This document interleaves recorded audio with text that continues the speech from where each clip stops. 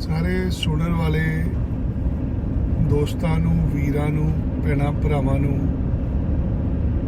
ਮੇਰੇ ਵਿਨੇ ਹਰੀ ਵੱਲੋਂ ਰਾਮ ਰਾਮ, ਸਤਿ ਸ੍ਰੀ ਅਕਾਲ ਤੇ ਆਦਾਬ। ਵੀਰੋ, ਜਿੱਦਾਂ ਕਿ ਸਾਰਿਆਂ ਨੂੰ ਪਤਾ ਹੀ ਹੈ, ਅੱਜ ਰੁਜ਼ਗਾਰ ਦੇ ਮੌਕੇ ਬਹੁਤ ਘਟ ਗਏ ਹੈ। ਅੱਜ ਦੁਕਾਨਦਾਰੀ ਠੱਪ ਹੋ ਰਹੀ ਹੈ, ਨੌਕਰੀਆਂ ਨਹੀਂ ਹੈਗੀਆਂ। ਹਰ ਕੋਈ ਚਾਹੁੰਦਾ ਉਹਦਾ ਧੀ ਪੁੱਤ ਚੰਗੀ ਰੋਟੀ ਖਾ ਲਵੇ। ਹਰ ਮਾਂ ਚਾਹੁੰਦੀ ਹੈ ਕਿ ਉਹਦਾ ਬੱਚਾ ਵੀ ਖੁਸ਼ਹਾਲ ਹੋ ਜਾਵੇ। ਬਾਪ ਵੀ ਚਾਹੁੰਦਾ ਮੈਂ ਆਪਣੇ ਜੀਂਦੇ ਜੀ ਆਪ ਦੇ ਬੱਚੇ ਨੂੰ ਕਿਤੇ ਸੈੱਟ ਕਰ ਜਾਵਾਂ, ਕਿਤੇ ਕੰਮ ਤੇ ਲਵਾ ਦੇਵਾਂ, ਤਾਂ ਕਿ ਮੇਰਾ ਬੱਚਾ ਵੀ ਚੰਗੀ ਰੋਟੀ ਖਾ ਲਵੇ। ਅੱਜ ਸਮੱਸਿਆ ਸੋਸ਼ਲ ਸਿਕਿਉਰਿਟੀ ਦੀ ਬਣੀ ਹੋਈ ਹੈ। ਅਮੀਰ ਲੋਕ ਵੀ ਪਰੇਸ਼ਾਨ ਨੇ, ਗਰੀਬ ਲੋਕ ਵੀ ਪਰੇਸ਼ਾਨ ਨੇ, ਸਰਕਾਰੀ ਮੁਲਾਜ਼ਮ ਵੀ ਟੈਨਸ਼ਨ 'ਚ ਹੈ ਤੇ ਕਾਰੋਬਾਰ ਕਰਨ ਵਾਲੇ ਵੀ ਬੜੇ ਮਾੜੇ ਦੌਰ 'ਚੋਂ ਨਿਕਲ ਰਹੇ ਨੇ। ਜਿੱਦਾਂ ਜਿੱਦਾਂ ਡਿਜੀਟਲਾਈਜੇਸ਼ਨ ਹੋਇਆ, ਕੰਪਿਊਟਰ ਦਾ ਯੁੱਗ ਆਇਆ, ਨੌਕਰੀਆਂ ਬਹੁਤ ਖਾਲੀਆਂ ਕੰਪਿਊਟਰ ਨੇ। ਜਿੱਥੇ ਇੱਕ ਫੈਕਟਰੀ ਨੂੰ, ਇੱਕ ਮਹੱਲੇ ਨੂੰ, ਇੱਕ ਇੰਸਟੀਚਿਊਸ਼ਨ ਨੂੰ ਚੌਕੀਦਾਰੀ ਕਰਨ ਵਾਸਤੇ 50-100 ਮੁਲਾਜ਼ਮਾਂ ਦੀ ਲੋੜ ਹੁੰਦੀ ਸੀ, ਅੱਜ ਉਹ ਚੌਕੀਦਾਰ ਦਾ ਜਿਹੜਾ ਕੰਮ ਸੀ ਉਹ ਸੀਸੀਟੀਵੀ ਨੇ ਖੋਹ ਲਿਆ। ਸੀਸੀਟੀਵੀ ਕੈਮਰਾ ਜੋ ਕਿ 24 ਘੰਟੇ ਚੱਲਦਾ ਹੈ ਔਰ ਜਿਹਨੂੰ ਤਨਖਾਹ ਨਹੀਂ ਦੇਣੀ ਪੈਂਦੀ, ਜਿਹਨੂੰ ਭੁੱਖ ਨਹੀਂ ਲੱਗਦੀ, ਜਿਹੜਾ 24 ਘੰਟੇ ਰਾਖੀ ਕਰਦਾ, ਇੱਕ ਉਦਾਹਰਣ ਹੈ ਵੀ ਜਿਹਦੇ ਕਰਕੇ ਆਪਾਂ ਕਹਿ ਸਕਦੇ ਹਾਂ ਬਹੁਤ ਸਾਰੇ ਦੁਨੀਆ ਦੇ ਲੋਕਾਂ ਦੀਆਂ ਨੌਕਰੀਆਂ ਚਲੇ ਗਈਆਂ। ਜਿੱਦਾਂ ਜਿੱਦਾਂ ਤਰੱਕੀ ਹੋ ਰਹੀ ਹੈ, ਉਦਾਂ ਬੇਰੁਜ਼ਗਾਰੀ ਵੀ ਵੱਧਦੀ ਪਈ ਹੈ ਹਰ ਰੋਜ਼। ਜਿਹੜੇ ਬਾਹਰਲੇ ਮੁਲਕ ਨੇ, ਵੈਸਟਰਨ ਕੰਟਰੀਜ਼ ਨੇ, ਉਹਨਾਂ ਦੇ ਕੋਲ ਟੈਕਨੋਲੋਜੀ ਪਹਿਲਾਂ ਦੀ ਸੀਗੀ, ਉਹ ਪਹਿਲਾਂ ਲੋਕ ਸਿਆਣੇ ਨੇ। ਸਰਮਾਏਦਾਰ ਜਿਹੜੇ ਮੁਲਕ ਨੇ, ਉਹਨਾਂ ਦੇ ਕੋਲ ਅੱਜ ਕਾਮਿਆਂ ਦੀ ਬਹੁਤ ਘਾਟ ਹੈ। ਅਸੀਂ 2 ਕੰਟਰੀਆਂ 'ਚ ਬੱਚਿਆਂ ਨੂੰ ਜਾਣ ਵਾਸਤੇ ਅਕਸਰ ਪ੍ਰਮੋਸ਼ਨ ਕਰਦੇ ਹਾਂ, ਆਸਟ੍ਰੇਲੀਆ ਤੇ ਕੈਨੇਡਾ। ਅੱਜ ਮੈਂ ਇਹਨਾਂ ਦੋਨਾਂ ਮੁਲਕਾਂ ਦੇ ਵਿੱਚ ਪ੍ਰੈਜ਼ੈਂਟ ਓਪਰਚੁਨਿਟੀ ਦੀ ਗੱਲ ਕਰੂੰਗਾ। ਹਾਲਾਤ ਇਹ ਬਣੇ ਹੋਏ ਆ ਕਿ ਸ਼ਿਪਾਂ ਦੇ ਵਿੱਚ ਸਮਾਨ ਪਹੁੰਚ ਚੁੱਕਾ ਵਾ। ਆਸਟ੍ਰੇਲੀਆ, ਕੈਨੇਡਾ ਦੇ ਸ਼ਿਪ ਯਾਰਡਾਂ ਤੇ ਜਿਹੜੀਆਂ ਸਮੁੰਦਰੀ ਬੰਦਰਗਾਹ ਹੈ ਉਹਨਾਂ ਦੇ ਉੱਤੇ ਰਾਸ਼ਨ ਪਾਣੀ ਦਾ ਸਮਾਨ ਕਈ ਤਰ੍ਹਾਂ ਦਾ ਜਿਹੜਾ ਉਹ ਇੰਪੋਰਟ ਕਰਦੇ ਪਹੁੰਚ ਚੁੱਕਾ ਹੈ। ਹੁਣ ਸ਼ਿਪਾਂ 'ਚੋਂ ਸਮਾਨ ਲਾਉਣ ਵਾਲੇ ਲੋਕ ਨਹੀਂ ਹੈਗੇ, ਟਰੱਕਾਂ ਨੂੰ ਚਲਾਉਣ ਵਾਲੇ ਟਰੱਕ ਡਰਾਈਵਰ ਨਹੀਂ ਹੈਗੇ ਉਹਨਾਂ ਕੋਲ। ਜੇ ਮਾਲ ਦੁਕਾਨ ਤੱਕ ਆ ਹੀ ਜਾਂਦਾ ਹੈ, ਉਸ ਮਾਲ ਨੂੰ ਖੋਲ ਕੇ ਸ਼ੈਲਫਾਂ ਤੇ ਰੱਖਣ ਵਾਲੇ ਲੋਕ ਨਹੀਂ ਹੈਗੇ। ਇਸ ਲੈਵਲ ਤੇ ਕਾਲ ਪੈ ਗਿਆ ਹੋਇਆ ਵਾ। ਜਿਹੜਾ ਸਧਾਰਨ ਬੰਦਾ 50,000 ਲੱਖ ਰੁਪਈਆ ਕਮਾਉਂਦਾ ਸੀ ਭਲੇ ਵੇਲੇ, ਅੱਜ 4-4, 5-5 ਲੱਖ ਰੁਪਈਆ ਦੇ ਕੇ ਵੀ ਕੋਈ ਚੰਗਾ ਕਾਮਾ ਨਹੀਂ ਮਿਲਦਾ ਬਾਹਰਲੇ ਮੁਲਕਾਂ 'ਚ। ਜਿਹਦੇ ਚਲਦਿਆਂ ਉੱਥੇ ਦੀਆਂ ਸਰਕਾਰਾਂ, ਉੱਥੇ ਦੇ ਮੰਤਰੀ ਅਨਾਉਂਸਮੈਂਟਾਂ ਕਰ ਰਹੇ ਨੇ ਹਰ ਰੋਜ਼, ਤਾਂ ਜੋ ਵੱਧ ਤੋਂ ਵੱਧ ਲੋਕ ਬਾਹਰ ਜਾਣ ਵਾਸਤੇ ਤਿਆਰ ਹੋਣ। 2 ਦਿਨ ਪਹਿਲਾਂ 15 ਤਰੀਕ ਨੂੰ ਆਸਟ੍ਰੇਲੀਅਨ ਸਰਕਾਰ ਵੱਲੋਂ ਵੀ ਪਾਲਿਸੀ ਅਨਾਉਂਸ ਕੀਤੀ ਗਈ ਤੇ ਕੈਨੇਡੀਅਨ ਸਰਕਾਰ ਵੱਲੋਂ ਵੀ ਆਪਦੇ ਅਗਲੇ 3 ਸਾਲ ਦੇ ਇਮੀਗ੍ਰੇਸ਼ਨ ਦੇ ਟਾਰਗੇਟ ਅੰਕੜੇ ਸਾਹਮਣੇ ਲਿਆਂਦੇ ਗਏ। ਕੈਨੇਡੀਅਨ ਮੰਤਰੀ ਨੇ ਕਿਹਾ ਸਾਨੂੰ 4,32,000 ਲੋਕਾਂ ਨੂੰ PR ਕਰਨਾ ਸੀ 2022 'ਚ। ਤੇ 4.5 ਲੱਖ ਲੋਕਾਂ ਨੂੰ ਅਸੀਂ ਪੱਕੇ ਕਰਨਾ ਹੈ 2023 ਚ, ਤੇ 4,40,000 ਲੋਕਾਂ ਨੂੰ ਪੱਕੇ ਕਰਨਾ ਹੈ 2024 ਚ।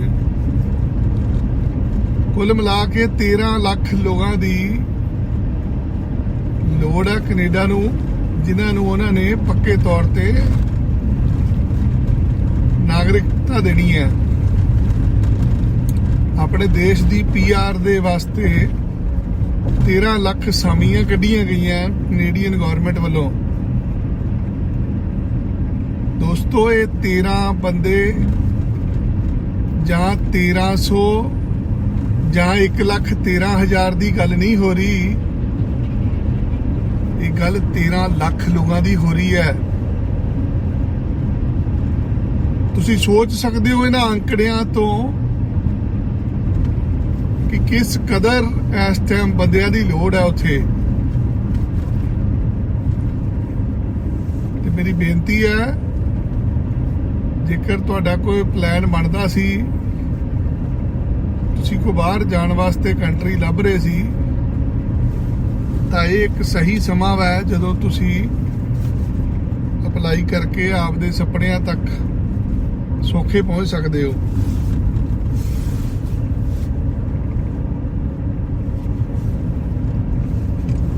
तेरह लाख लोग कनेडा ने पक्के करने हैं, और 13 लाख लोग जे पक्के करने हैं, जे 13 लाख का उन्होंने टारगेट है, तो समझ सकते हो जे 26 लाख लोग लैके जाएंगे तो ही 13 लाख नूं PR देंगे। किस नूं PR मिलेगी? उसे नूं मिलेगी वीरो जिहड़ा उत्थे पहुंचिया होएगा। ते जे आपां ते अंदाजा लाइए कि जे 26 लाख बंदा जाएगा तां ही उहदे चों 13 लाख दी PR होएगी। ते सब तो सौखा तरीका की है लिजाण दा, या किहड़े किहड़े वीज़ियां ते वो तुहानूं लिजा सकदे आ? वो स्टडी वीज़ा ते लिजा सकदे ने तुहानूं, वो विजिटर वीज़ा ते लिजा सकदे ने, वो पक्के तौर ते परमानेंट रेजिडेंसी दे के भी तुहानूं लिजा सकदे ने। चलो 26 लाख लोगों ने जाना है, ते जे वो स्टडी वीज़ा ते जाणगे तां वो रोटी पानी भी उत्थे लिविंग एक्सपेंस दे पैसे भी जमा कराणगे, और 2-2 साल की पढ़ाई का खर्चा भी देंगे। तो जिहड़ी प्रायोरिटी होनी चाहिए है सरकारां दी, वो स्टडी वीज़ा ही होनी चाहिए है, ना कि विजिटर वीज़ा या फिर परमानेंट रेजिडेंसी वाला वीज़ा। सानू समझना पएगा जे मौका जिद्दां दा बनिया है, ये साडे वास्ते एक वरदान लेके आया, जिथे साडे कोल रोजगार दे साधन नहीं हैगे, और कनेडा नूं लखां दी तादाद दे विच लोग चाहिए ने। ते सानू तैयारी करनी चाहिए है कि स्टडी वीज़ा दे आपदे कागज रेडी करिए, तैयारी करिए, क्योंकि ये हुण समा आ चुका है जदों असीं आपदे माँ बाप दे सपने पूरे करने हैं। भले वेलियां दे विच बड़ा औखा हुंदा सी बाहर जाना, लोग बार्डर टप के कंधा टप के 2 नंबर दे विच गलत कागज बना के बाहर जाते सी। कोई 6 महीने बाद पहुंचता सी, कोई साल बाद पहुंचता सी।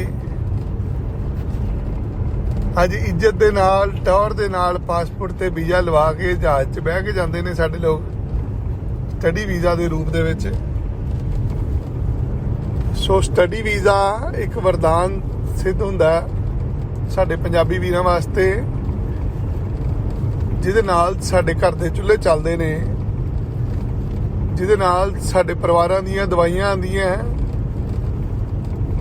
जिहदे नाल साडीआं धीआं भैणां विआहियां जांदियां। यही वो एक तरीका बचिया है जिहदे नाल असीं आपदे माँ बाप दे सपने पूरे कर सकदे हां। अज कनेडा जाण वास्ते की चाहिदा है? तुसीं 12वीं क्लास पास कीती होनी चाहिदी है, जिहड़ी बेसिक रिक्वायरमेंट है। ਜਦੋਂ ਮੈਂ ਕਹਿੰਦਾ ਕਿ 12ਵੀਂ ਕਲਾਸ ਪਾਸ ਕੀਤੀ ਹੋਣੀ ਚਾਹੀਦੀ ਹੈ, ਇੱਥੇ ਵੀ ਥੋੜਾ ਜਿਹਾ ਟਵਿਸਟ ਆ ਜਾਂਦਾ ਹੈ ਕਿ ਬਹੁਤ ਸਾਰੇ ਇਦਾਂ ਦੇ ਕਾਲਜ ਵੀ ਨੇ ਜਿਹੜੇ 11ਵੀਂ ਪਾਸ ਤੇ ਵੀ ਦਾਖਲਾ ਦੇ ਦਿੰਦੇ ਨੇ। ਜਦੋਂ ਅਸੀਂ ਅਕਸਰ ਮਸ਼ਹੂਰੀ ਕਰਦੇ ਹਾਂ ਕਿ 12ਵੀਂ ਫੇਲ ਵਾਲੇ ਨੂੰ ਵੀ ਭੇਜ ਦਿਆਂਗੇ, 12ਵੀਂ 33% ਵਾਲੇ ਨੂੰ ਵੀ ਭੇਜ ਦਿਆਂਗੇ, ਉਹਦੇ ਪਿੱਛੇ ਸਾਡਾ ਕੰਮ ਕਰਨ ਦੀ ਮਨਸ਼ਾ ਹੁੰਦੀ ਹੈ ਵੀ ਅਸੀਂ ਉਹਨੂੰ ਉਸ ਕਾਲਜ ਯੂਨੀਵਰਸਿਟੀ 'ਚ ਪਾਉਣਾ ਹੁੰਦਾ ਹੈ ਜਿਹਦੀ ਰਿਕੁਆਇਰਮੈਂਟ 11ਵੀਂ ਕਲਾਸ ਹੋਵੇ। ਹੁਣ ਜੇਕਰ ਤੁਸੀਂ 11 ਜਮਾਤਾਂ ਵੀ ਪੜ੍ਹੀਆਂ ਤਾਂ ਫਿਰ ਵੀ ਤੁਸੀਂ ਕੈਨੇਡਾ ਦੀ ਫਾਈਲ ਲਾ ਸਕਦੇ ਜੀ। ਅਗਲਾ ਕੀ ਕਾਗਜ਼ ਚਾਹੀਦਾ? ਅਗਲਾ ਚਾਹੀਦਾ ਅੰਗਰੇਜ਼ੀ ਦਾ ਪ੍ਰੂਫ। ਤੁਸੀਂ ਅੰਗਰੇਜ਼ੀ ਵਧੀਆ ਬੋਲ ਲੈਂਦੇ ਹੋ, ਲਿਖ ਲੈਂਦੇ ਹੋ, ਤੁਸੀਂ ਅੰਗਰੇਜ਼ੀ ਵਧੀਆ ਬੋਲ ਲੈਂਦੇ ਹੋ, ਲਿਖ ਲੈਂਦੇ ਹੋ, ਪੜ੍ਹ ਲੈਂਦੇ ਹੋ ਤਾਂ ਸੁਣ ਲੈਂਦੇ ਹੋ। 4 ਤਰ੍ਹਾਂ ਦੀ ਅੰਗਰੇਜ਼ੀ ਦਾ ਟੈਸਟ ਹੁੰਦਾ ਹੈ, ਚਾਰਾਂ ਦੇ ਵਿੱਚ ਤੁਹਾਨੂੰ 6 ਬੈਂਡ ਲੈਣੇ ਪੈਂਦੇ ਆ। ਅੱਜ ਦੀ ਡੇਟ ਦੇ ਵਿੱਚ ਬੈਂਡਾਂ ਵਾਲਿਆਂ ਦਾ ਵੀ ਬਹੁਤ ਔਖਾ ਹੋਇਆ ਦਾ ਕੰਮ, ਕਿਉਂਕਿ ਬੈਂਡਾਂ ਵਾਲੀ ਕੰਪਨੀ ਨੂੰ ਵੀ ਹੁਣ ਲੱਗਦਾ ਕਿ ਨਿਆਣਿਆਂ ਨੇ ਬਾਹਰ ਤਾਂ ਜਾਣੋਂ ਹਟਣਾ ਨਹੀਂ, ਤੇ ਕੋਈ ਨਹੀਂ ਇਹਨਾਂ ਦਾ ਇੱਕ ਅੱਧਾ ਬੈਂਡ ਥੱਲੇ ਰੱਖੋ, 2 4 5 ਵਾਰੀ ਦਾ ਪੇਪਰ ਦਊਗਾ। ਤੇ ਦੋਸਤੋ, ਜੋ ਬੈਂਡਾਂ ਦੇ ਵਿੱਚ ਮੈਨੂੰ ਦੇਖਣ ਨੂੰ ਮਿਲਿਆ ਕਿ 5 ਬੈਂਡ ਤੱਕ ਤਾਂ ਸੌਖੇ ਦੇ ਦਿੰਦੇ ਨੇ। ਜਦੋਂ ਕਿਸੇ ਦਾ ਸਫ਼ਰ 5.5 ਤੋਂ 6 ਦੇ ਵਿੱਚ ਦਾ ਹੁੰਦਾ ਹੈ, ਉਹਨੂੰ ਬਹੁਤ ਜ਼ਿਆਦਾ ਡਿਲੇ ਕੀਤਾ ਜਾਂਦਾ, ਉਹਦੀ ਮਾਰਕਿੰਗ ਬਹੁਤ ਜ਼ਿਆਦਾ ਟਫ ਕੀਤੀ ਜਾਂਦੀ ਆ ਵੀ ਕਿਸੇ ਤਰੀਕੇ ਇਹ 6 ਇੰਚ ਬੈਂਡ ਨਾ ਲੈ ਜਾਵੇ। ਇਸ ਕਰਕੇ ਬੇਨਤੀ ਆ ਵੀ ਬੈਂਡਾਂ ਵਾਲੀਆਂ ਚੀਜ਼ਾਂ ਵੀ ਸਾਈਡ ਤੇ ਰੱਖ ਦਿੱਤੀਆਂ ਜਾਣ, ਆਪਾਂ ਬੈਂਡਾਂ ਵਾਲੇ ਚੱਕਰ 'ਚ ਨਾ ਪਈਏ। ਜੇ ਆਪਾਂ ਸ਼ਾਦੀ ਤੇ ਜਾਣਾ ਹੁੰਦਾ ਬੈਂਡ ਬਾਜੇ ਲੈ ਕੇ, ਜੇ ਬੈਂਡ ਨਹੀਂ ਵੀ ਮਿਲਦਾ ਆਪਾਂ ਬਾਜੇ ਨਾਲ ਵੀ ਸਾਰ ਸਕਦੇ ਹਾਂ। ਇਹਦਾ ਕਈ ਤਰ੍ਹਾਂ ਦੇ ਸਾਜ਼ ਹੁੰਦੇ ਆ, ਕਈ ਤਰ੍ਹਾਂ ਦੇ ਮਿਊਜ਼ਿਕ ਇਕਵਿਪਮੈਂਟ ਹੁੰਦੇ ਆ। ਇਦਾਂ ਹੀ ਇੰਗਲਿਸ਼ ਨੂੰ ਚੈੱਕ ਕਰਨ ਦੇ ਵੀ ਕਈ ਤਰ੍ਹਾਂ ਦੇ ਸਰਟੀਫਿਕੇਟ ਕੋਰਸ ਹੁੰਦੇ ਆ। ਜਿੱਦਾਂ ਅਸੀਂ ਆਇਲਸ ਦਾ ਟੈਸਟ ਦਿੰਦੇ ਆ, ਇਦਾਂ ਹੀ ਪੀਟੀ ਦਾ ਟੈਸਟ ਵੀ ਹੁੰਦਾ, ਜਿਹਨੂੰ ਪੀਅਰਸਨ ਟੈਸਟ ਆਫ ਇੰਗਲਿਸ਼ ਕਿਹਾ ਜਾਂਦਾ। ਇਦਾਂ ਹੀ ਸੈਲਪੀਪ ਦਾ ਟੈਸਟ ਵੀ ਹੁੰਦਾ, ਇਦਾਂ ਟੋਫਲ ਦਾ ਟੈਸਟ ਵੀ ਹੁੰਦਾ। ਔਰ ਇਦਾਂ ਹਰ ਇੱਕ ਕਾਲਜ ਵੱਲੋਂ, ਕੈਨੇਡਾ ਵੱਲੋਂ ਆਪ ਦਾ ਟੈਸਟ ਵੀ ਬਣਾਇਆ ਗਿਆ ਹੁੰਦਾ। ਤੇ ਜਿਸ ਕਾਲਜ 'ਚ ਅਸੀਂ ਦਾਖਲਾ ਲੈਣਾ, ਜੇ ਉਹ ਕਾਲਜ ਸਾਡਾ ਅੰਗਰੇਜ਼ੀ ਦਾ ਟੈਸਟ ਲੈ ਕੇ ਸਾਨੂੰ ਐਡਮਿਸ਼ਨ ਦੇ ਦਿੰਦਾ, ਉਸ ਕੇਸ ਦੇ ਵਿੱਚ ਵੀ ਸਾਨੂੰ ਵੀਜ਼ਾ ਮਿਲ ਜਾਂਦਾ। ਸੋ ਦੋਸਤੋ, ਪਹਿਲਾਂ ਤਾਂ ਆਪਾਂ 12 ਜਮਾਤਾਂ ਪੜ੍ਹੇ ਹੋਈਏ, ਉਸ ਤੋਂ ਬਾਅਦ ਸਾਨੂੰ ਅੰਗਰੇਜ਼ੀ ਬੋਲਣੀ, ਲਿਖਣੀ, ਸੁਣਨੀ ਔਰ ਪੜ੍ਹਨੀ ਆਉਂਦੀ ਹੋਵੇ। 6 ਲੱਖ ਰੁਪਈਆ ਕੈਨੇਡਾ ਦੇ ਬੈਂਕ 'ਚ ਜਮ੍ਹਾਂ ਕਰਾਉਣਾ ਪੈਂਦਾ, ਰੋਟੀ ਪਾਣੀ ਦਾ ਖਰਚਾ, ਔਰ ਸਾਲ ਦੀ ਫੀਸ ਭਰ ਕੇ ਅਸੀਂ ਆਪ ਦੀ ਫਾਈਲ ਲਾ ਦਿੰਦੇ ਹਾਂ। ਇਹ ਰਕਮ 12 ਤੋਂ 15 ਲੱਖ ਰੁਪਈਆ ਬਣਦੀ ਹੈ। 2-2.5 ਮਹੀਨਿਆਂ ਦੇ ਵਿੱਚ ਸਾਡਾ ਕੰਮ ਹੋ ਜਾਂਦਾ, ਔਰ ਅਸੀਂ ਜ਼ਿੰਦਗੀ ਦੀ ਲੜਾਈ ਲੜਨ ਦਾ ਪਹਿਲਾ ਪੌੜਾ ਚੜ੍ਹ ਜਾਂਦੇ ਹਾਂ।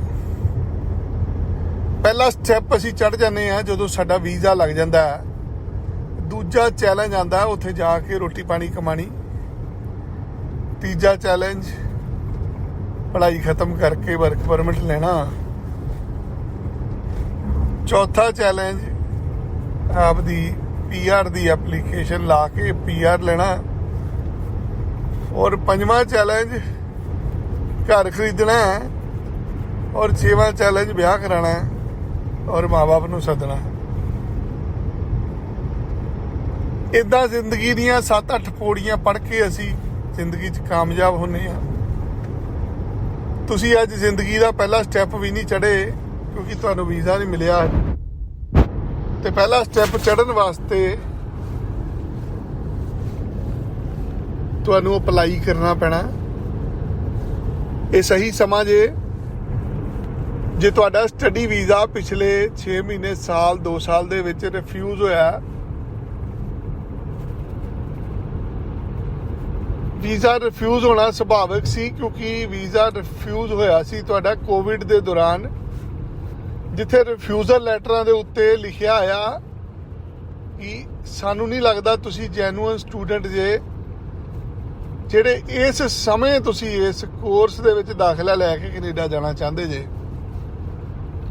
ਤੁਸੀਂ ਸਮਝ ਸਕਦੇ ਹੋ ਕੋਵਿਡ ਦੇ ਵਿੱਚ ਨਹੀਂ ਸੀ ਚਾਹੁੰਦੀਆਂ ਸਰਕਾਰਾਂ ਕੋਵਿਡ ਫੈਲੇ, ਸਾਨੂੰ ਵੀ ਘਰਾਂ 'ਚ ਬਿਠਾ ਦਿੱਤਾ ਗਿਆ, ਦੁਕਾਨਾਂ ਬੰਦ ਕਰ ਦਿੱਤੀਆਂ ਗਈਆਂ। ਇੱਦਾਂ ਹੀ ਨਹੀਂ ਚਾਹੁੰਦੀ ਕੈਨੇਡੀਅਨ ਸਰਕਾਰ ਕਿ ਉਹਨਾਂ ਦੇ ਕੋਲ ਇਕੱਠ ਹੋਵੇ, ਉਹਨਾਂ ਦੇ ਕੋਲ ਬਲਕ ਦੇ ਵਿੱਚ ਐਪਲੀਕੇਸ਼ਨ ਜਾਵੇ, ਜਿਹਦੇ ਕਰਕੇ ਵੀਜ਼ੇ ਰਿਫਿਊਜ਼ ਹੋਏ। ਤੁਹਾਡਾ ਵੀਜ਼ਾ ਕੋਵਿਡ ਕਰਕੇ ਰਿਫਿਊਜ਼ ਹੋਇਆ, ਘੱਟ ਨੰਬਰਾਂ ਘੱਟ ਬੈਂਡ ਕਰਕੇ ਰਿਫਿਊਜ਼ ਨਹੀਂ ਹੋਇਆ। ਤੁਸੀਂ ਇੱਕ ਗਾਹਕ ਹੋ ਉਸ ਮੁਲਕ ਵਾਸਤੇ ਜਿਹਨੇ ਉਸ ਮੁਲਕ ਨੂੰ 15-20 ਲੱਖ ਰੁਪਈਆ ਦੇਣਾ ਹੈ। ਕੋਈ ਵੀ ਬੰਦਾ ਕਦੀ ਗਾਹਕ ਨੂੰ ਮਨਾ ਨਹੀਂ ਕਰਦਾ। ਜੇ ਉਹ ਤੁਹਾਡਾ ਵੀਜ਼ਾ ਰਿਫਿਊਜ਼ ਕਰਦੇ ਪਿਆ, ਸਿਰਫ ਇਸ ਕਰਕੇ ਕਰਦੇ ਪਿਆ ਕਿ ਉਹ ਕੋਵਿਡ ਨਹੀਂ ਚਾਹੁੰਦੇ ਕਿ ਫੈਲੇ। ਬਾਕੀ ਸਾਰੀਆਂ ਚੀਜ਼ਾਂ ਜਾਇਜ਼ ਹੁੰਦੀਆਂ ਜੀ। ਮੈਂ ਆਪਣੀ ਜ਼ਿੰਦਗੀ ਦੇ ਵਿੱਚ ਹਜ਼ਾਰਾਂ ਹੀ ਲੋਕਾਂ ਨੂੰ ਬਾਹਰ ਜਾਂਦਿਆਂ ਦੇਖਿਆ। ਮੈਂ ਹਜ਼ਾਰਾਂ ਹੀ ਫਾਈਲਾਂ ਆਪਣੇ ਹੱਥਾਂ ਨਾਲ ਕੱਢੀਆਂ। ਮੈਂ ਹਜ਼ਾਰਾਂ ਹੀ ਬੰਦਿਆਂ ਨੂੰ PR ਹੁੰਦਿਆਂ ਦੇਖਿਆ। ਕੋਈ ਨਹੀਂ ਜੇ ਫਰਕ ਹੁੰਦਾ। ਸਾਰੀਆਂ ਐਪਲੀਕੇਸ਼ਨਾਂ ਇੱਕੋ ਜਿਹੀਆਂ ਹੁੰਦੀਆਂ ਜੀ। ਹਰ ਕਿਸੇ ਦਾ ਗੁਰੂ ਮਹਾਰਾਜ ਪੀਰ ਪੈਗੰਬਰ ਹੁੰਦਾ ਜੇ, ਜਿੱਥੇ ਉਹਨੇ ਅਰਦਾਸ ਕੀਤੀ ਹੁੰਦੀ ਆ ਕਿ ਵਾਹਿਗੁਰੂ ਸੱਚੇ ਪਾਤਸ਼ਾਹ ਸਾਡਾ ਵੀ ਰੋਟੀ ਦਾ ਸਾਧਨ ਬਣਾ।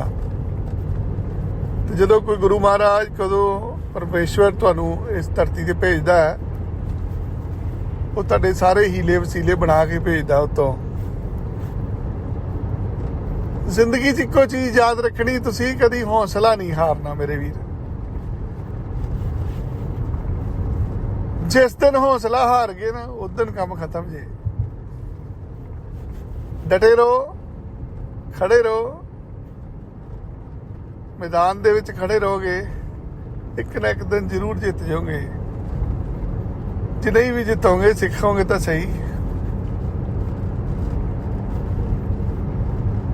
ਇਸ ਕਰਕੇ ਜੇ ਤੁਹਾਡਾ 2 4 5 ਵਾਰੀ ਰਿਫਿਊਜ਼ ਹੋ ਚੁੱਕਾ ਹੈ,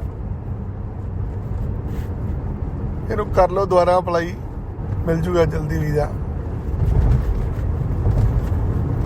ਪਿਛਲੇ 3-4 ਦਿਨਾਂ 'ਚ ਇੱਕ 'ਚ 5.5, 2 'ਚ 5.5 ਵਾਲੇ ਵੀਜ਼ੇ ਆਣੇ ਸ਼ੁਰੂ ਹੋ ਗਏ। ਜਿਹੜਾ ਕੰਮ ਰੁਕਿਆ ਸੀ ਉਹ ਖਤਮ ਹੋ ਗਿਆ। ਕੋਵਿਡ ਜਾਂਦਾ ਨਜ਼ਰ ਆ ਰਿਹਾ। ਅਗਲੇ 5-7 ਦਿਨਾਂ ਦੇ ਵਿੱਚ ਅਸੀਂ ਬਹੁਤ ਵੱਡੇ ਲੈਵਲ ਦੇ ਉੱਤੇ ਹਨੇਰੀ ਆਂਦੀ ਦੇਖਾਂਗੇ ਆਸਟ੍ਰੇਲੀਆ ਦੇ ਵੀਜ਼ਿਆਂ ਦੀ ਵੀ। ਆਸਟ੍ਰੇਲੀਆ ਉਹ ਮੁਲਕ ਜਿਹੜਾ ਦੁਨੀਆ ਦੇ ਵਿੱਚ ਇਕੱਲਾ ਮੁਲਕ ਹੈ ਜਿਹਦੇ ਆਲੇ ਦੁਆਲੇ ਕੁਝ ਨਹੀਂ ਹੈਗਾ। ਚਾਰੇ ਪਾਸੇ ਪਾਣੀ ਹੈ ਔਰ ਦੁਨੀਆ ਦਾ ਸਭ ਤੋਂ ਵੱਡਾ ਖੇਤਰਫਲ ਹੈ। ਹਰ ਚੀਜ਼ ਉਹਨਾਂ ਨੂੰ ਇੰਪੋਰਟ ਕਰਨੀ ਪੈਂਦੀ ਹੈ। ਔਰ 2 ਸਾਲ ਤੋਂ ਮੁਲਕ ਬੰਦ ਸੀ, ਜਿਹਦੀ ਆਰਥਿਕ ਪੋਜੀਸ਼ਨ ਬਹੁਤ ਖਰਾਬ ਹੋ ਚੁੱਕੀ ਹੈ ਅੱਜ ਦੀ ਡੇਟ 'ਚ। ਸਰਕਾਰਾਂ ਨੂੰ ਬਹੁਤ ਘਾਟੇ ਪੈ ਚੁੱਕੇ ਆ, ਰਿਸੈਸ਼ਨ ਦੇ ਵਿੱਚ ਨੇ ਸਰਕਾਰਾਂ, ਜਿਹਦੇ ਕਰਕੇ ਕਾਮਿਆਂ ਦੀ ਮੰਗ ਵਧੀ ਹੈ। ਪ੍ਰਧਾਨ ਮੰਤਰੀ ਉੱਥੇ ਦੇ ਕਹਿ ਰਹੇ ਨੇ, ਅਸੀਂ ਸਟੂਡੈਂਟ ਨੂੰ ਫੁੱਲ ਟਾਈਮ ਕੰਮ ਕਰਨ ਦੀ ਪਰਮਿਸ਼ਨ ਦੇ ਰਹੇ ਹਾਂ। ਅਸੀਂ ਸਟੂਡੈਂਟ ਨੂੰ ਲੋਲੀਪੌਪ ਦੇ ਰਹੇ ਹਾਂ ਐਪਲੀਕੇਸ਼ਨ ਫੀਸ ਦਾ $630 ਦਾ, ਕਿ ਬੇਟਾ $630 ਅਸੀਂ ਤੈਨੂੰ ਵਾਪਸ ਕਰ ਦਿਆਂਗੇ ਤੇਰੀ ਇਮੀਗ੍ਰੇਸ਼ਨ ਦੀ ਫੀਸ, ਆ ਜਾ ਸਾਡੇ ਕੋਲ ਅਪਲਾਈ ਕਰ ਲਾ। ਉਹਨਾਂ ਨੂੰ ਨਹੀਂ ਪਤਾ ਕਿ ਸਾਨੂੰ 630 ਛੱਡੋ, ਸਾਡੇ ਕੋਲ 6030 ਹੋਰ ਲੈ ਲਓ, ਸਾਨੂੰ ਵੀਜ਼ਾ ਦੇ ਦਿਓ। ਅਸੀਂ ਤਾਂ ਅੱਗੇ ਅੱਕੇ ਪਏ ਹਾਂ ਤੇ ਰਹਿ ਗਏ। ਆਸਟ੍ਰੇਲੀਆ ਦਾ ਇਹ ਫਾਇਦਾ, ਤੀਵੀਂ ਆਦਮੀ ਇਕੱਠੇ ਚੱਲ ਜਾਂਦੇ ਆ। ਜਿਹੜਾ ਜਵਾਕ ਪੜ੍ਹਾਈ 'ਚ ਮਾੜਾ ਹੈ, ਅਗਲਾ ਵਿਆਹ ਕਰਾ ਕੇ ਬਾਹਰ ਚੱਲ ਜਾਂਦਾ। ਆਸਟ੍ਰੇਲੀਆ ਦਾ ਇਹ ਫਾਇਦਾ, 5.5 ਬੈਂਡ ਤੇ ਵੀ ਵੀਜ਼ਾ ਲੱਗ ਜਾਂਦਾ। ਜੇ ਕਿਸੇ ਕੋ ਬੈਂਡ ਬਾਜੇ ਨਹੀਂ ਹੈਗੇ, ਉਹਦੇ ਤੋਂ ਬਿਨਾਂ ਵੀ ਕੰਮ ਹੋ ਜਾਂਦਾ। ਜੇ ਪਤੀ ਪਤਨੀ ਦਾ ਵਿਆਹ ਨਵਾਂ ਹੋਇਆ ਔਰ ਪਤੀ ਪੜ੍ਹਿਆ ਲਿਖਿਆ ਨਹੀਂ ਹੈਗਾ, ਫਿਰ ਵੀ ਵੀਜ਼ਾ ਲੱਗ ਜਾਂਦਾ। ਔਰ ਇਕੱਠੇ ਵੀਜ਼ਾ ਅਪਲਾਈ ਹੁੰਦਾ, ਇਕੱਠੇ ਮਿਲਦਾ। ਜਿਨ੍ਹਾਂ ਦੇ 1-2 ਜਵਾਕ ਨੇ, ਜਵਾਕ ਵੀ ਨਾਲ ਚੱਲ ਜਾਂਦੇ ਨੇ। ਸੋ ਗੱਲ ਮੁੱਕਦੀ ਵੀਰੋ ਉੱਥੇ ਹੀ ਆ ਕਿ ਇਹ ਟਾਈਮ, ਇਹ ਸਮਾਂ ਸੰਭਾਲਣ ਵਾਲੀ ਗੱਲ ਹੈ। ਆਸਟ੍ਰੇਲੀਆ ਕੈਨੇਡਾ ਦੋਵੇਂ ਹੀ ਅੱਜ ਖੜੇ ਨੇ, ਆਵਾਜ਼ਾਂ ਮਾਰਦੇ ਨੇ। ਅਸੀਂ ਦੇਖਣਾ ਕਿ ਅਸੀਂ ਕੀ ਡਿਸੀਜਨ ਲੈਣਾ ਹੈ। ਜਾਂਦੇ ਜਾਂਦੇ ਟਾਈਮ ਦੀ ਗੱਲ ਕਰ ਦੂੰਗਾ, ਕਿੰਨਾ ਸਮਾਂ ਲੱਗਣਾ। ਜੇ ਆਸਟ੍ਰੇਲੀਆ ਜਾਣਾ ਮਹੀਨਾ, ਸਵਾ ਮਹੀਨਾ, 1.5 ਮਹੀਨਾ ਦੇ ਵਿੱਚ ਵਿਚਾਰ ਪਾਰ। ਜੇ ਕੈਨੇਡਾ ਦੀ ਫਾਈਲ ਲਾਓਗੇ ਤਾਂ 4 ਮਹੀਨੇ, 6 ਮਹੀਨੇ ਜਾਂ 8 ਮਹੀਨੇ, 4 से 8 ਮਹੀਨੇ ਲੱਗਣਗੇ। ਤੁਸੀਂ ਕੈਨੇਡਾ ਚਲ ਜਾਓਗੇ, ਜਾਂ ਮਹੀਨਾ, ਸਵਾ ਮਹੀਨਾ, 1.5 ਮਹੀਨਾ ਲੱਗੇਗਾ, ਤੁਸੀਂ ਆਸਟ੍ਰੇਲੀਆ ਚਲ ਜਾਓਗੇ। ਪੈਸੇ ਅਸੀਂ ਲੈਣੇ ਆ ਵੀਜ਼ਾ ਲੱਗਣ ਤੋਂ ਬਾਅਦ। ਕਿਉਂ? ਕਿਉਂਕਿ ਪੈਸੇ ਡੁੱਬਣ ਲੱਗ ਪਏ। ਤੁਸੀਂ ਜਿਹੜੇ ਪੈਸੇ ਤਾਰਦੇ ਹੋ, ਜਿਸ ਵੀ ਕਿਸੇ ਕਾਲਜ, ਯੂਨੀਵਰਸਿਟੀ ਨੂੰ ਪੈਸੇ ਤਾਰਦੇ ਹੋ ਆਸਟ੍ਰੇਲੀਆ ਦੇ ਵਿੱਚ, ਉਸ ਕਾਲਜ ਦੀ ਰਿਫੰਡ ਪਾਲਿਸੀ ਪੜ੍ਹ ਲਿਆ ਕਰੋ। ਉਹਦੇ 'ਚ ਕਲੀਅਰ ਲਿਖਿਆ ਹੋਇਆ ਕਿ ਜਿਹੜੀ ਇਹ ਫੀਸ ਤਾਰਤੀ ਨਾ, ਇਹ ਵਾਪਸ ਨਹੀਂ ਦੇਣੀ ਉਹਨਾਂ ਨੇ। ਜੇ ਤੁਹਾਡਾ ਵੀਜ਼ਾ ਰਿਫਿਊਜ਼ ਹੋ ਗਿਆ ਕਿਸੇ ਹੋਰ ਰੀਜ਼ਨ ਨਾਲ, ਤੁਹਾਡੇ ਕਿਸੇ ਸਰਟੀਫਿਕੇਟ ਦੀ ਵਜ੍ਹਾ ਨਾਲ, ਕੋਈ ਵੀ ਨੈਗੇਟਿਵ ਰੀਜ਼ਨ ਦੇ ਨਾਲ ਤੁਹਾਡਾ ਆਸਟ੍ਰੇਲੀਆ ਦਾ ਜੇ ਸਟੱਡੀ ਵੀਜ਼ਾ ਰਿਫਿਊਜ਼ ਹੋ ਗਿਆ, ਤੁਹਾਡੀ ਜਿਹੜੀ ਪੈਸੇ ਦਿੱਤੇ ਹੋਏ ਆ ਉਹ ਫੋਰਫਿਟਡ ਹੋ ਜਾਂਦੇ ਆ। ਮਤਲਬ ਤੁਹਾਡੇ ਪੈਸੇ ਖੁਰਦ-ਬੁਰਦ ਕਰ ਦਿੱਤੇ ਜਾਂਦੇ ਆ। ਨਾਨ ਰਿਫੰਡੇਬਲ ਹੁੰਦੀ ਹੈ ਤੁਹਾਡੀ ਟਿਊਸ਼ਨ ਫੀਸ ਜੇ ਤੁਹਾਡੀ ਐਪਲੀਕੇਸ਼ਨ ਦੇ ਵਿੱਚ ਪਾਇਆ ਜਾਂਦਾ ਕਿ ਤੁਸੀਂ ਕੋਈ ਗਲਤ ਕਾਗਜ਼ ਲਗਾਇਆ ਜਾਂ ਤੁਸੀਂ ਗਲਤ ਇਨਫੋਰਮੇਸ਼ਨ ਦੇ ਕੇ ਇਮੀਗ੍ਰੇਸ਼ਨ ਨੂੰ ਬੇਵਕੂਫ ਬਣਾਉਣ ਦੀ ਕੋਸ਼ਿਸ਼ ਕੀਤੀ ਹੈ। ਕੈਨੇਡਾ ਵਾਲਾ ਕੰਮ ਦੇਖ ਲਿਆ ਆਪਾਂ ਕਿ 3 ਕਾਲਜਾਂ ਨੇ ਬੈਂਕਰਪਸੀ ਫਾਈਲ ਕਰਤੀ, ਬਾਕੀ 7 ਕਾਲਜ ਪੈਸੇ ਨਹੀਂ ਮੋੜਦੇ ਪਏ। ਕੁਛ ਇੱਦਾਂ ਦਾ ਹੀ ਟੋਰਾਂਟੋ ਦੇ 2-4 ਕਾਲਜਾਂ ਵਾਲੇ ਵੀ ਇਹੀ ਕਰਤੂਤ ਕਰਦੇ ਪਏ ਆ ਕਿ ਪੈਸੇ ਨਹੀਂ ਮੋੜਦੇ ਪਏ। ਇਹ ਇੱਦਾਂ ਦੇ 2-4-5 ਗੰਦੇ ਪ੍ਰੋਵਾਈਡਰਾਂ ਕਰਕੇ ਇੰਡਸਟਰੀ ਦਾ ਨਾਂ ਖਰਾਬ ਹੁੰਦਾ। ਸਟੂਡੈਂਟ ਵੀ ਸ਼ੱਕ ਦੀ ਨਿਗਾਹ ਨਾਲ ਦੇਖਦਾ ਕਾਲਜ, ਯੂਨੀਵਰਸਿਟੀ ਨੂੰ, ਸਟੂਡੈਂਟ ਏਜੰਟ ਨੂੰ ਵੀ ਮਾੜਾ ਸਮਝਦਾ। ਇਸ ਕਰਕੇ ਬੇਨਤੀ ਹੈ ਕਿ 5 ਉਂਗਲਾਂ ਇੱਕੋ ਜਿਹੀਆਂ ਨਹੀਂ ਹੁੰਦੀਆਂ। ਦੇਖੋ, ਸਮਝੋ, ਪਰਖੋ, ਫੇਰ ਅਪਲਾਈ ਕਰੋ। ਬਾਕੀ ਸਾਡਾ ਤਾਂ ਕੰਮ ਹੀ ਵੱਖਰਾ, ਅਸੀਂ ਤਾਂ ਲੈਣੇ ਹੀ ਪਏ ਵੀਜ਼ੇ ਲੱਗਣ ਤੋਂ ਬਾਅਦ। ਅਸੀਂ ਤੁਹਾਨੂੰ ਉਸ ਕਾਲਜ, ਯੂਨੀਵਰਸਿਟੀ 'ਚ ਭੇਜਣਾ ਜਿੱਥੇ ਪੈਸੇ ਬਾਅਦ 'ਚੋਂ ਦਿੱਤੇ ਜਾਣੇ ਆ, ਤਾਂ ਕਿ ਕੰਮ ਹੋਵੇ ਨਾ ਹੋਵੇ, ਪੈਸੇ ਨਾ ਤੁਹਾਡੇ ਖਰਾਬ ਹੋਣ। ਕਿਹਾ ਹੀ ਜਾਂਦਾ, ਸਵਾਰੀ ਆਪਣੇ ਸਮਾਨ ਦੀ ਆਪ ਜ਼ਿੰਮੇਵਾਰ ਹੈ। ਹੁਣ ਬੱਸ, ਟ੍ਰੇਨ 'ਚ ਸਫ਼ਰ ਕਰਨਾ ਹੈ, ਜੇ ਤੁਸੀਂ ਜੇ ਪਬਲਿਕ ਟਰਾਂਸਪੋਰਟ 'ਤੇ ਸਫ਼ਰ ਕਰਨ ਦਾ ਮਨ ਹੈ ਤੇ ਤੁਸੀਂ ਆਪਦੇ ਆਪ ਨੂੰ ਆਪ ਸੰਭਾਲ ਕੇ ਚੱਲਣਾ ਹੈ। ਇੱਦਾਂ ਹੀ ਜੇ ਤੁਸੀਂ ਬਾਹਰ ਜਾਣ ਵਾਸਤੇ ਪਹਿਲਾਂ ਪੈਸੇ ਦੇਣੇ ਹੈ ਤੇ ਇਹ ਸੋਚ ਕੇ ਦੇਣੇ ਹੈ ਵੀ ਜੇ ਕੱਲ ਨੂੰ ਨਾ ਵੀ ਵਾਪਸ ਮਿਲਣਗੇ ਤਾਂ ਮੈਂ ਸਰਵਾਈਵ ਕਰ ਲਾਂਗਾ। ਐਵੇਂ ਬਾਅਦ 'ਚੋਂ ਲੋਕਾਂ ਨੂੰ ਗਾਲਾਂ ਕੱਢਣ ਨੂੰ ਜਾਂ ਕਿਸੇ ਹੋਰ ਨੂੰ ਮੰਦਾ ਚੰਗਾ ਬੋਲਣਾ ਜਾਂ ਆਪਣੇ ਮੱਥੇ 'ਤੇ ਹੱਥ ਮਾਰਨਾ, ਮੇਰੇ ਕੋਲ ਗਲਤੀ ਹੋ ਗਈ, ਉਹਦੇ ਨਾਲ ਵਧੀਆ ਕਿ ਪਹਿਲਾਂ ਪੈਸੇ ਨਾ ਤਾਰੋ। ਜਦੋਂ ਪਹਿਲਾਂ ਪੈਸੇ ਦੇ ਦਿੰਦੇ ਹੋ, ਏਜੰਟ ਦਾ ਮੋਟਿਵ ਸੋਲਵ ਹੋ ਜਾਂਦਾ। ਜਰਾ ਜਾਣਕਾਰੀ ਲਈ ਇਹ ਵੀਡੀਓ ਦੇ ਨਾਲ ਮੇਰਾ ਤੁਹਾਨੂੰ ਫੋਨ ਨੰਬਰ ਮਿਲਦਾ ਹੋਏਗਾ। ਇਸ ਨੰਬਰ ਤੇ ਤੁਸੀਂ WhatsApp ਦੇ ਜ਼ਰੀਏ ਜਾਂ ਕਾਲ ਕਰਕੇ ਸਾਡੇ ਦਫ਼ਤਰ ਵਿਜ਼ਿਟ ਕਰ ਲਓ। ਜਲੰਧਰ, ਅੰਮ੍ਰਿਤਸਰ, ਮੋਹਾਲੀ, ਚੰਡੀਗੜ੍ਹ, ਕਰਨਾਲ ਸਾਡੇ ਦਫ਼ਤਰ ਨੇ। ਜਿੱਦਣ ਵੀ ਆਉਣਾ, ਇੱਕ ਦਿਨ ਪਹਿਲਾਂ ਮੈਨੂੰ ਫੋਨ ਕਰ ਲਓ। ਆਓ, ਬੈਠੋ, ਮਿਲੋ ਸਾਡੇ ਨਾਲ, ਸਮਝੋ ਕਿੱਦਾਂ ਤੁਸੀਂ ਆਪਣੇ ਮਾਂ-ਬਾਪ ਦੇ ਸੁਪਨੇ ਪੂਰੇ ਕਰ ਸਕਦੇ ਹੋ। ਇਹ ਛੋਟੀ ਜਿਹੀ ਪੇਸ਼ਕਸ਼ ਸੀ ਇੱਕ ਪੋਡਕਾਸਟ ਦੇ ਜ਼ਰੀਏ ਕਿ ਤੁਹਾਨੂੰ ਸਮਝਾਇਆ ਜਾਵੇ ਕੀ ਅੱਜ ਦੇ ਹਾਲਾਤ ਚੱਲ ਰਹੇ ਨੇ। ਚੰਗਾ ਲੱਗਾ ਜ਼ਰੂਰ ਇਹਨੂੰ ਸ਼ੇਅਰ ਕਰ ਦਿਓ ਜਾਂ ਕਮੈਂਟ ਬਾਕਸ ਦੇ ਵਿੱਚ ਆਪ ਦਾ ਸਵਾਲ ਲਿਖ ਦਿਓ। ਧੰਨਵਾਦ। ਜੈ ਸ਼੍ਰੀ ਰਾਮ। ਉਹਦੇ ਵਾਸਤੇ ਰਹੋ ਸਾਰੇ ਮੇਰੇ ਵੀਰੋ, ਭੈਣੋ, ਭਰਾਓ। ਇੱਕ ਵਾਰ ਫਿਰ ਜਲਦੀ ਮਿਲਾਂਗੇ ਇੱਕ ਨਵੀਂ ਪੋਡਕਾਸਟ ਨਾਲ। ਸਾਰੇ ਸੁਣਨ ਵਾਲੇ ਦੋਸਤਾਂ ਨੂੰ, ਵੀਰਾਂ ਨੂੰ, ਭੈਣਾਂ, ਭਰਾਵਾਂ ਨੂੰ ਮੇਰੇ ਵਿਨੇ ਹਰੀ ਵੱਲੋਂ ਰਾਮ ਰਾਮ, ਸਤਿ ਸ੍ਰੀ ਅਕਾਲ ਤੇ ਆਦਾਬ।